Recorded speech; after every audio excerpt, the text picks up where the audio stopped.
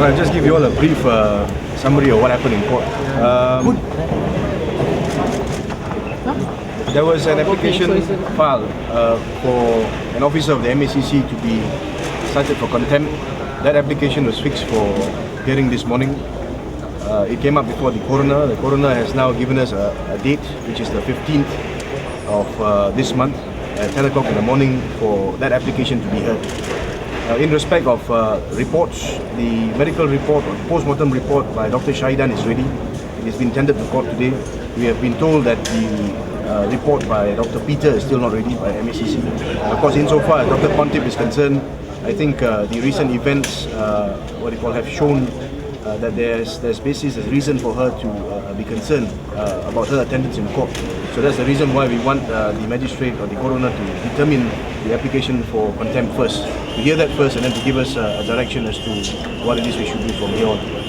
And insofar as the dates for witnesses are concerned, the court will make a decision on that after making a ruling on the contempt application. I think in respect of the application made by Mr. Kapal to the coroner today for police reports to be handed to us, I think Mr. Kapal will comment on that. Like, I'm surprised that the DPP, acting on behalf of the MACC, in open court stated that the report lodged, one by the Rauf Ghani and the other one against Swara Kadilan, would have been made in the personal capacity of the officers. Now this is startling. No police officer makes police reports in his personal capacity. Now we are very serious about this because what has transpired amounts, in our view, clearly to interference in the administration of justice. And we intend, in fact, depending upon when we are supplied the two reports, in fact, the court has directed that they be supplied by tomorrow. And as soon as we get the reports, we may want to get on to perhaps lodging a report against both the officers, or in particular rather against Rauf Ghani, not the other officer, as far as I'm concerned it is Rauf Ghani. That action be taken against him, not only for contempt of court, which we will pursue, but under Section 5 of the Abduction and Criminal Intimidation of Witnesses Act 1947. This act has been in the statute book since 1947. Now it provides for a penalty of 10 years imprisonment and fine. And I think we will, in most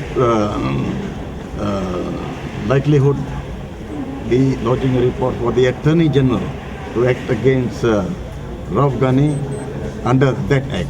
So this report will be above the court, any Yes. report the court? One on your own, one on the court, from the court as well?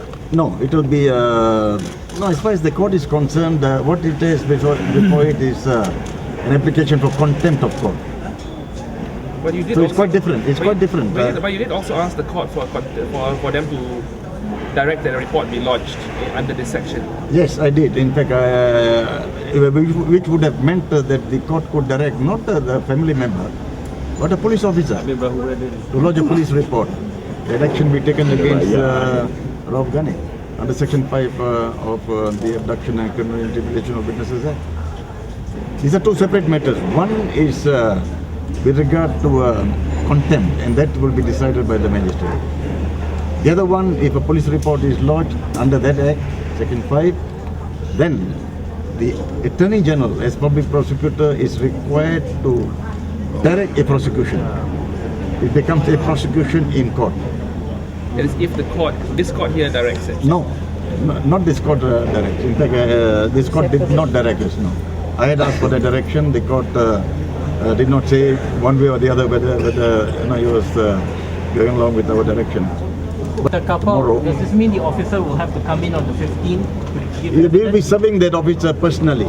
So he will because have to he has to be served personally. I think the law is quite clear on that because his liberty is involved in this. And then he will come on the 15th? Yes, we are going to in fact make an attempt to serve a copy of the application which was filed yesterday on him today itself at Putrajaya.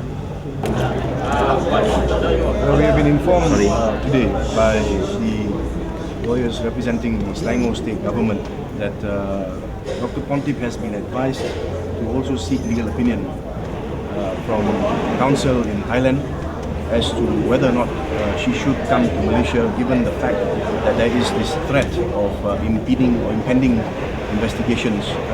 I think, as with everybody else, once there is a police report lodged against that person is entitled to seek legal advice as to what it is that can happen to her or him. And in this particular instance, I think she has a right to know and also a right to advise on her rights in the event she decides to come to Malaysia. Are they at liberty to arrest her, for example, when she comes out of the aeroplane or at the airport? Are they at liberty to detain her, take her to the police station for a statement? If you look at today's Star newspaper, there is a report which says that the police have recorded a statement from the journalist from Suara Keadilan. So this is an example of something that can and may happen to her.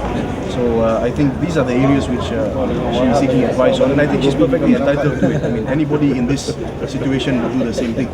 So this is the reason why we have expressed concern, especially for the family of Teoh Inquest. We've expressed grave concern. We think it's very, very serious. And as I said earlier in court, we have come to this point of the inquest. We do not want there to be events like this which lead to witnesses not coming to court.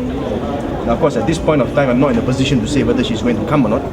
But what I'm saying is this, that there is a possibility that there has been interference, and I think the court should take a very serious view of what it is that has happened.